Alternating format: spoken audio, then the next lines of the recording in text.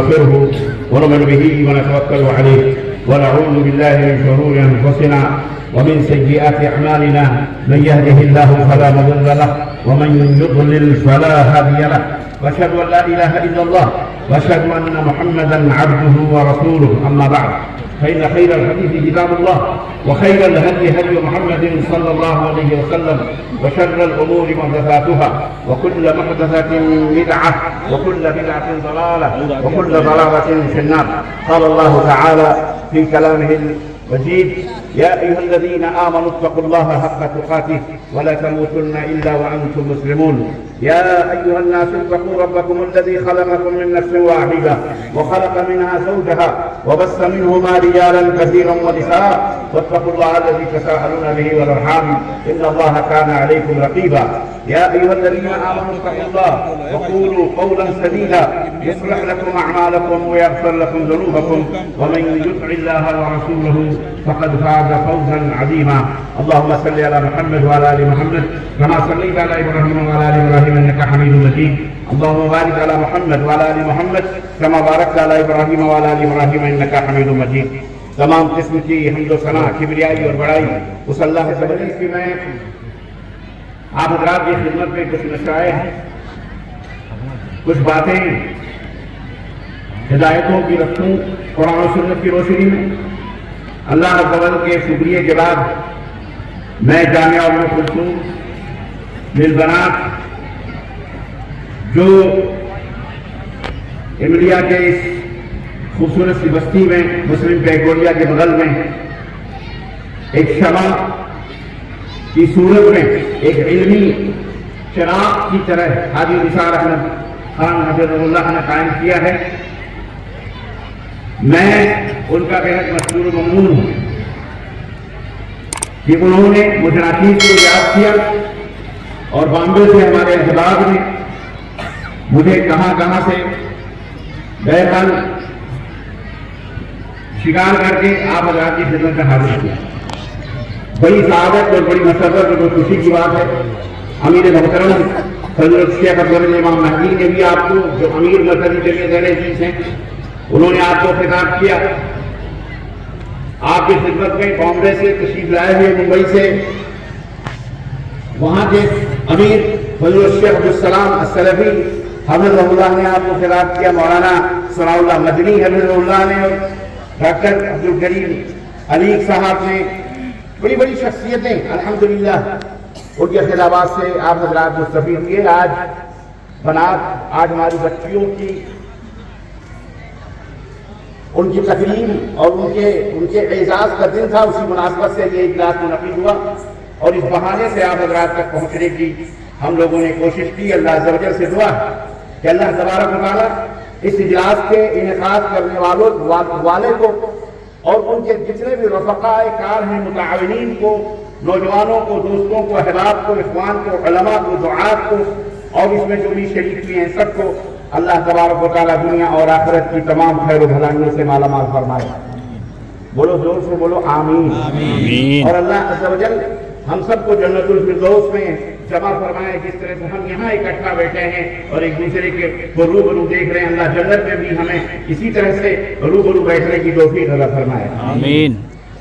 برادران اسلام، بات میں کہاں سے شروع کروں یہ بھی میں آپ حضرات کی خدمت میں کچھ سمجھ میں بھی نہیں آتا کہ فیرون داستان کیسے بلاؤں تو بغاوت ہے، ہنساؤں تو بغاوت ہے، لیکن انداز بیاں گرچہ بہت شوق نہیں ہے، شاید کہ اتر جائے تیرے دل میں میری بات.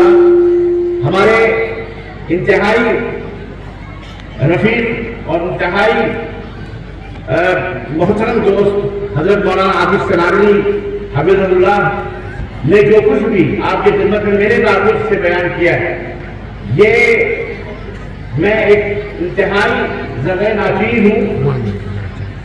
میرے ہاتھ میں کچھ بھی نہیں، لیکن یہ سب اللہ رب العزت کا فضل اور اس کا احسان ہے کہ وہ ٹوٹے پھوٹے ان کلمات میں اثر عطا فرماتا ہے اور اپنے بندوں کے دلوں میں اس کو ڈالتا ہے اور اللہ تبارک و تعالیٰ انہیں ہدایت عطا فرماتا ہے. میری اپنی کوئی کوشش نہیں، میری اپنی کوئی جد و جہد نہیں، میرا اپنا کوئی انداز نہیں، بلکہ وہی اللہ کا قرآن ہے، محمد الرسول اللہ صلی اللہ علیہ وسلم کا فرمان ہے. سیدھی سی بات ہے دو ٹوک بات میں وہی آپ لوگوں کی خدمت میں رکھتا ہوں. مملکت سعودی عربیہ میں بھی یہاں تو ہزاروں کی تعداد میں آپ تشریف لائیں, وہاں تو ہمیں سینکڑوں 100-200 بھی اکٹھا ہو جاتے ہیں بیچارے جو یہاں سے یا دنیا بھر سے جمع ہو کر کے ہم زبان, تو ہمارے لیے بڑی خوشی اور مسرت کی بات ہوتی ہے. یہاں تو آپ حضرات اتنی کثیر تعداد میں ہیں اور ہم اپنے وطن میں اپنے ملک میں وہاں تو ہزاروں پابندیاں بھی ہوتی ہیں, لیکن الحمدللہ بڑی مسرت کی بات ہے. قابل مبارکباد ہیں آپ لوگ, اور قابل مبارکباد ہے اس بستی کے لوگ جنہوں نے اتنے بڑے میلاد کا انعقاد کیا. اور اللہ تعالیٰ سے دعا ہے کہ جامعہ ام کلثوم اللہ تبارک تعالیٰ سے دن دنیا چوگنی ترقی عطا فرمائے. ہماری بیٹیاں, ہماری بہنیں یہاں سے علم حاصل کر کے پورے وطن کے اندر وطن کو سجانے, سنوارنے, سدھارنے اور وطن کو ایک صحیح رخ دینے کی اللہ انہیں توفیق عطا فرمائے. میں اپنی خواتین, اپنی بہنوں سے درخواست کروں گا کہ بائیں بازو سے بہت زور زور کی آوازیں آ رہی ہیں. آپ حضرات کم از کم اپنے بچوں کو کنٹرول کریں. یہ بھی آپ کا گھر ہے, یہ عبادت کی جگہ ہے جہاں آپ تشریف رکھتی ہیں, جہاں آپ بیٹھی ہیں اور آپ اللہ اس کے رسول کی باتیں سننے کے لیے آئی ہیں. لیکن ایسا نہ ہو کہ کہیں وہ کہاوتیں آپ کے اوپر سچی ہو جائیں کہ کسی بادشاہ نے شہر کے تمام جھوٹوں کو جمع کیا اور کہا کہ جو سب سے بڑا جھوٹ بولے گا اسے بہت بڑا انعام دیا جائے گا. جو سبوں نے ایک سے ایک جھوٹ بولنا شروع کیا. کسی نے کہا ہاتھی انڈا دیتا ہے, کسی نے کہا مرغی ہاتھی جمتی ہے. بڑے بڑے جھوٹ بادشاہ نے کہے کوئی جھوٹ نہیں, کوئی جھوٹ نہیں. اس میں سے ایک بیچارہ پتلا دلہا آدمی کھڑا ہوا تھا, حضور مجھ سے بڑا جھوٹ ہے اس دنیا میں کوئی نہیں. کہا بتاؤ تمہارا کیا جھوٹ ہے؟ اس نے کہا ایک دن میں بستی ایک جگہ سے گزر رہا تھا راستے سے, وہاں دو عورتیں بیٹھی تھی بالکل چپ چاپ خاموش, کوئی آواز نہیں. بادشاہ نے کہا سب سے بڑا جھوٹ ہے, اسی کو انعام دیا جائے, یہ سب سے بڑا جھوٹ. تو میں یہ عرض کروں گا کہ کہیں ایسا نہ ہو کہ یہ کہاوتیں آپ کے اوپر سچی ثابت ہوں. آپ الحمدللہ ہمارے سماج کا, ہمارے معاشرے کا ایک بہترین حصہ ہیں. اور ابھی میں اثر ظہر کے بعد میں ڈومریا گنج کے اندر خیر انٹر کالج کی جو بنات کا جو شعبہ ہے لڑکیوں کا, بچیوں کا, میں نے وہاں خطاب کیا. الحمدللہ اللہ کے فضل و کرم سے انتہائی میں نے وہاں ایک بات ان کو بتلائی, اپنی بہنوں کو, اپنی بیٹیوں کو ہم نے یہ بات بتلائی. اور آج میں اس مناسبت سے کہ آج جامعہ ام کلثوم کا یہ ڈے منایا دن ہے اور آج ان کی تقریب اور ان کی اعزاز کا دن ہے. آج ان کے پیرنٹس, ان کے والدین یہاں تشریف فرما ہیں. وہ مائیں جنہوں نے ان کو پیدا کیا وہ بھی یہاں بیٹھی ہوئی ہیں, اور بھی خواتین آئی ہوئی ہیں. میں اس مناسبت سے یہ بات میں کہنا چاہوں گا کہ میری بہنوں, آپ اپنے آپ کو کمزور نہ سمجھو. سماج آپ کو جو بار بار کہتا ہے کہ یہ تو انتہائی کمزور ہے, کمزور طبقہ ہے, کمزور, ہرگز نہیں. آپ کی حفاظت کے لیے تو اللہ تبارک تعالیٰ نے ایسے ایسے انتظامات کیے کہ اللہ میں یہ بتا رہا تھا ان کو کہ آج تو ہمیں یہ تانے دیے جا رہے ہیں کہ مسلم سماج, مسلم معاشرہ اپنی عورتوں کو نقاب کے اندر چھپا کر کے رکھتا ہے. ترقی کی راہوں میں یہ حجاب پردہ ہے, یہ نقاب پردہ جو ہے رکاوٹ ہے. ترقی کی راہوں میں عورتوں کو چہار دیواری کے اندر بند کر دیا جاتا ہے. میں نے ان کو بتلایا کہ جو لوگ یہ باتیں کہتے ہیں اور ایسی باتیں کرتے ہیں ان کو جواب دینی, آپ کو جواب دینا ہے.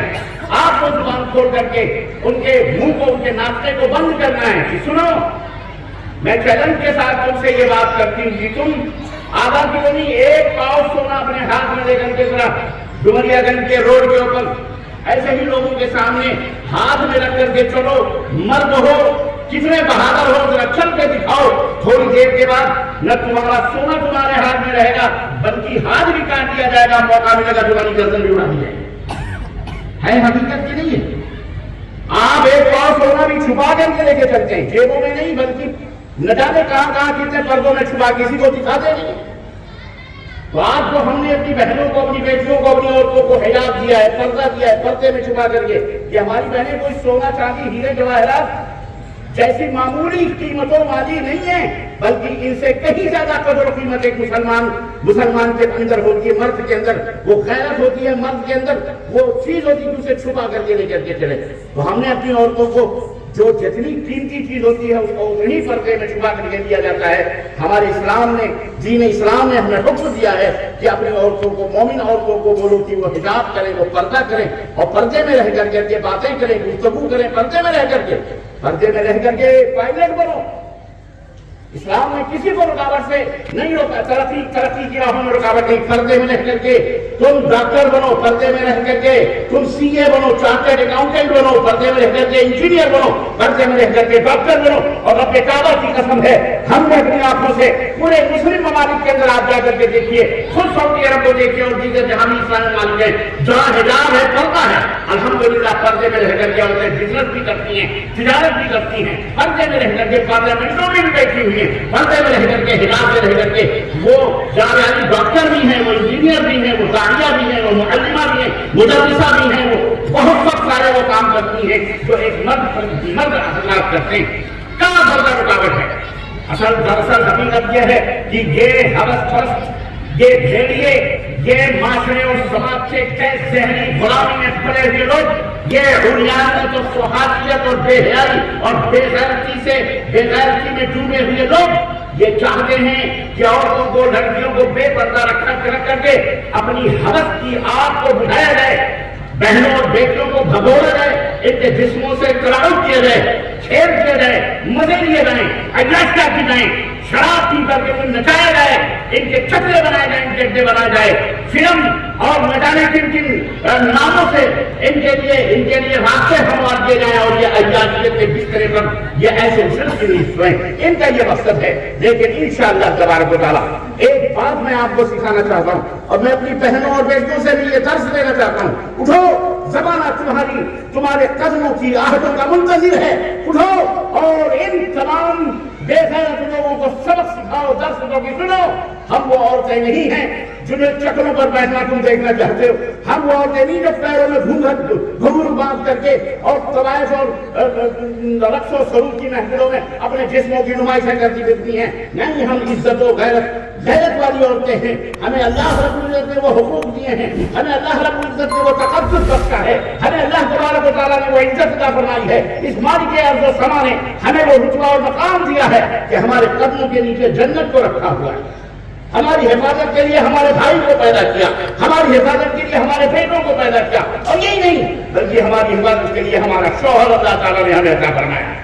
اتنے سارے نظام سسٹم اللہ رب العزت نے دیے ہوئے ہیں. میری ماں بہنوں, اللہ کا شکر ادا کرو, اللہ کا شکر ادا کرو. اور اسی کے ساتھ ساتھ جو تمہاری رعایت کرتے ہیں, جو تمہاری پرورش کرتے ہیں, تمہارے ماں ہوں, تمہارے باپ ہوں, تمہارے بھائی ہوں, تمہارے شوہر ہوں, تمہارے بیٹے ہوں, میں نے ان کا بھی شکریہ ادا کرو. لئن شکرتم لأزیدنکم, شکر ادا کرو گے تو تمہیں اور عطا اللہ رب العزت فرمائے گا. عزیزان محترم, میں بات کر رہا تھا کہ ہمارا سماج, ہمارا معاشرہ, ہمارے معاشرے کی یہ بیٹیاں جو علم کی دولت سے مالا مال ہو رہی ہیں, اور اس جیسے اور بے شمار ادارے, صرف ایک ام جامعہ ام کلثوم نہیں بلکہ اس طرح کے ہزاروں جامعات, ہزاروں ادارے ہمارے ہونے چاہیے جہاں ہماری بچیوں کے لیے پڑھائی کا مکمل انتظام کیا جائے اور باقاعدہ انہیں دینی اور دنیاوی تمام علوم سے مالا مال کیا جائے, بہرہمت کیا جائے. انہیں ڈاکٹر کے لیے کالجز, اسپیشل کالجز بنائے جائیں, ان کے لیے اسپیشل یونیورسٹیز بنائی جائیں. اور ہمارے پاس اللہ کے فضل سے دولت ہے, مال ہے, ایسا بھی نہیں ہے الحمدللہ. ہمیں تھوڑا ہمت کرنے کی ضرورت ہے. انشاءاللہ تبارک و تعالیٰ وہ دن دور نہیں جب بھارت کی اسی سرزمین پر ہماری بہنیں اور بیٹیاں بہترین ڈاکٹر بن کر, بہترین انجینئر بن کر, بہترین معلمہ بن کر, مدرسہ بن کر اور بہترین مربیہ بن کر کے الحمدللہ بھارت کی ترقی میں اپنا یوگدان کریں گی اور بھارت کو روشن کرنے میں اللہ کے فضل و کرم سے اس کے نام کو روشن بھی کریں گی انشاءاللہ تبارک و تعالیٰ. میں مبارکباد دیتا ہوں اس جامعہ کے مؤسسین کو, بارئین کو, جنہوں نے بھی اس طرح کے جامعات بھارت کی دھرتی پر, اس کے چھاتی پر بنائے ہیں. اللہ تعالیٰ انہیں دن دنیا رات چوگنی ترقی عطا فرمائے. بولو آمین. آمین کہنے میں بس محنت کیا کروں. الحمدللہ آپ کا بھی دور آئے گا, آپ کی اپنی ذمہ داریاں کیا ہیں وہ بھی میں بتاؤں گا انشاءاللہ. آپ یہ نہ سمجھیں کہ بس مولانا نے تو صرف عورتوں کی سائڈ لے لی. عورتوں کی سائڈ لینا ضروری, کیونکہ عورت ہے تو ہم ہیں. عورت وہ عظیم ہستی ہے, عورت وہ عظیم صبر و شکیب کی عظیم پیکر ہے جو اپنے جسم سے ایک انسان کو نکالتی ہے. ہمارے تمہارے جسم سے انسان نہیں نکلتا, لیکن عورت وہ عظیم ہستی ہے کہ اس کے جسم سے ایک انسان نکلتا ہے، مکمل انسان نکلتا ہے۔ اب آپ اندازہ لگا سکتے ہیں کہ وہ کتنی طاقتور ہوتی ہے اور کتنا صبر اور تحمل کا جو اس کے اندر ملکہ ہوتا ہے۔ الحمدللہ عزیزان محترم، اس لیے ہمیں اپنی عورتوں کو، اپنی بہو بیٹیوں کو پیر کی جوتی نہیں سمجھنا ہے، بلکہ ہمیں انہیں اپنا سر کا تاج بنانا ہے۔ عورت ہماری عزت و آبرو کی نگہبان ہے۔ عورت اگر بے پردہ ہو کر کے باہر نکل جائے کسی غیر مرد کے ساتھ، خاندان کی ناک لڑ جائے، آپ کیا سمجھتے ہیں؟ عورت چاہے تو معاشرے اور سماج کو ایک خوبصورت شکل دے سکتی ہے، اور عورت چاہے تو جہنم زار بنا سکتی ہے، عورت چاہے تو ایک گھر کو جنت بنا سکتی ہے۔ لیکن یہی عورت اگر چاہے تو جتنی بھی دولتیں آپ کے پاس موجود ہوں، جتنے بھی آپ کے پاس مال موجود ہو، وسائل موجود ہو، لیکن عورت اگر چاہ لے کہ گھر کو نرک بنانا ہے تو آپ اپنے دولتوں سے اپنے گھر کو نرک جنت نہیں بنا سکتے، وہ اسے نرک بنا کے چھوڑیں گے۔ یہ پاور رکھتی ہے عورت۔ معذرت کے ساتھ میں اپنی بہنوں سے یہ بھی کہوں گا کہ اسے کبھی مس یوز نہیں کرنا۔ میں آپ کو مقام اور رتبہ بتا رہا ہوں، تو اس کا مطلب نہیں کہ کل سے یہاں سے جانے کے بعد اپنے شوہروں کو، اپنے گھر میں لوگوں کو آپ جو ہے یرغمال بنانا شروع کریں اور ان کو تنگ کرنا شروع کریں۔ میں یہ کہتا ہوں کہ ایک سماج اور ایک معاشرہ جناب علی دو اینٹوں سے بنتا ہے، کوئی اینٹ دیوار بنتی ہے۔ انسان کی انسانی سماج اور انسانی معاشرہ دو اینٹوں سے بنتا ہے، ایک اینٹ ہے عورت کی اور ایک اینٹ ہے مرد کی۔ اللہ تبارک تعالیٰ نے سب سے پہلے اس کائنات میں مرد کو پیدا فرمایا، حضرت آدم علیہ السلام۔ یا ایھا الناس انا خلقناکم من ذکر و انثی، اے دنیا کے لوگوں، میں نے ایک مرد اور ایک عورت سے تم کو پیدا کیا ہے۔ اور پہلے تو مرد کو بنایا، پھر اسی کے جان سے اللہ تبارک تعالیٰ نے وہ ایک جان کو پیدا کیا، پھر اس سے ساری کائنات کو بنایا۔ تو یہ سماج کی پہلی بنیاد اور اساس، اسی لیے شادی اور بیاہ میں خاص طور سے یہ حکم دیا گیا ہے کہ تمہارے پاس جب کوئی شخص نکاح کا پیغام لے کر کے آئے، غور سے سنو میری بات، میں اور بھی باتیں ہوں گا جب تمہارے پاس کوئی منتظر نزیب نہ ہو، خود کہو، کوئی نوجوان آیا، کوئی گھرانہ آیا، کوئی شخص آیا اور اس نے آپ کی بیٹی یا آپ کی بہن کا ہاتھ مانگا کہ مجھے شادی کے لیے آپ کی بیٹی یا بہن چاہیے، تو اللہ کے رسول صلی اللہ علیہ وسلم نے نصیحت کی ہے دونوں فریق کو، لڑکی والوں کو بھی اور لڑکے والوں کو بھی۔ سنو غور سے، لڑکے والوں کو نصیحت یہ ہے کہ جب تمہارے پاس کوئی ایسا شخص نکاح کا پیغام لائے تو تم کب اوکے کرو کہ ہاں ٹھیک ہے، من ترضون دینہ وخلقہ فزوجوہ۔ اللہ کے رسول صاحب نے فرمایا جس کے دین سے اور جس کے اخلاق سے تم راضی ہو، خوش ہو، جس کا دین اچھا ہو اور جس کا اخلاق اچھا ہو، فزوجوہ، تو تم اپنے اس بہن کی یا بیٹی کی اس سے شادی کر دیا کرو، ورنہ وَإِلَّا تَكُنْ فَسَادٌ، ورنہ دنیا پھر تم فساد دیکھا جائے گا۔ مطلب ایک فریق کو یہ نصیحت ہے کہ اس کا دین دیکھو، پھر اس کے بعد اس کا اخلاق دیکھو۔ دین دیکھنے کا مطلب کیا ہے یہ بھی میں آپ کو بتانا چاہتا ہوں۔ آج دین کے نام پر بہت کچھ فراڈ چلتا ہے جناب عالی۔ ابھی شیخ نے اشارہ فرمایا کہ سنت کے نام پر بدعتوں کو فروغ ہو رہا ہے، اسلام کے نام پر شرک کو فروغ ہو رہا ہے، وہ بھی دین سمجھا جا رہا ہے۔ مسجد کے اندر سجدہ کرنا یہ بھی دین ہے، کسی مزار اور درگاہ کو سجدہ کرنا یہ بھی دین سمجھا جا رہا ہے۔ جناب علی عرس اور میلہ یہ بھی دین ہے، اسے بھی دین سمجھا جا رہا ہے۔ نیاز اور فاتحہ، چیلم، دوئم، سوئم، تیجا یہ بھی دین ہے۔ اور ابھی آپ نے دیکھا، کیا بتاؤں، ابھی دیکھا جھوٹے باطل قصے کہانیاں کرامتوں کے نام پر یہ بھی دین بیان کیا جا رہا ہے۔ پاکستان سے بھی ایک حضرت نے ریڈیو بڑی فل اسپیڈ میں گھوم رہی ہے، آپ لوگوں نے سنی ہوگی، مناظر تاریخ میں ان کے بیٹے نے خودکشی کر لی، اب غلطی سے اسے گولی لگ گئی، اپنے ہاتھ سے اس نے گولی مار دی۔ اب حضرت پوری دنیا کے بہت بڑے مبلغ ہیں، بہت بڑے داعی اسلام ہیں، دنیا جانتی ہے ان کو۔ اردو کا طبقے کے اندر وہ بہت پذیرائی ہوتی ہے، کروڑ لاکھوں مجموعوں کو رلاتے ہیں، دعائیں کرتے ہیں۔ اب انہیں دیکھ کر کے کون آدمی گمراہ ہو سکتا ہے؟ لیکن حقیقت یہ ہے کہ جو ویڈیوز وائرل ہوئے ہیں ان ویڈیوز کو دیکھیے تو حیرت ہوتی ہے کہ یہ شخص جو اتنا بڑا، اتنی بڑی جماعت کا اتنا بڑا مبلغ ہے، اتنا بڑا داعی ہے، وہ اپنے بیٹے کی قبر پر پھول چڑھا رہا ہے اور وہاں سرحانے بیٹھا ہوا۔ رسول اللہ صلی اللہ علیہ وسلم نے تو کسی قبر پر اپنے بہت سارے صحابہ کو دفنایا اپنے ہاتھوں سے، لیکن کسی کی قبر پر نبی کائنات صلی اللہ علیہ وسلم نے پھول اور پتیاں نہیں چڑھائی۔ چڑھانا ہوگی تو اپنی چہیتی بیوی حضرت خدیجہ الکبریٰ، جن کا سلام اللہ آسمان سے بھیج کر، اللہ اللہ کیا مقدر تھا، کیا قسمت تھی، سلام آسمان سے جن کے لیے اللہ جبریل کے ذریعے سے محمد رسول اللہ صلی اللہ علیہ وسلم بھیجا۔ ایک دفعہ جبریل آئے، اللہ کے نبی کی خدمت میں کہنے لگے، اے اللہ کے نبی، ابھی ایک عورت آپ کے پاس آئے گی، جب وہ آپ کے پاس آئے تو اس سے کہنا اللہ نے جبریل کو بھیج کر تمہیں سلام کہا ہے، بولو سبحان اللہ۔ دیکھا دروازہ کھولا تو ام المومنین خدیجہ الکبریٰ تشریف لا رہا۔ اللہ اکبر، کیا مطلب، کیا مقام ہے وہ خدیجہ الکبریٰ، ان کی بھی وفات ہوئی کہ نبی کائنات اپنی بیوی حضرت عائشہ صدیقہ رضی اللہ تعالیٰ عنہا کہتی ہیں کہ ہم جوان تھے، کماری تھے، حضرت خدیجہ الکبریٰ کو شادی شدہ تھی، ان کے شادی شدہ تھے، اللہ کے نبی نے شادی کی طلاق کے بعد، اس کے باوجود بھی وہ ان کی وفات پر ہم جیسی کماریوں کو بھول کر ہمیشہ حضرت خدیجہ الکبریٰ کو یاد کیا کرتے، ہمیں جلن ہوا کرتے۔ اللہ اکبر، اتنی چہیتی،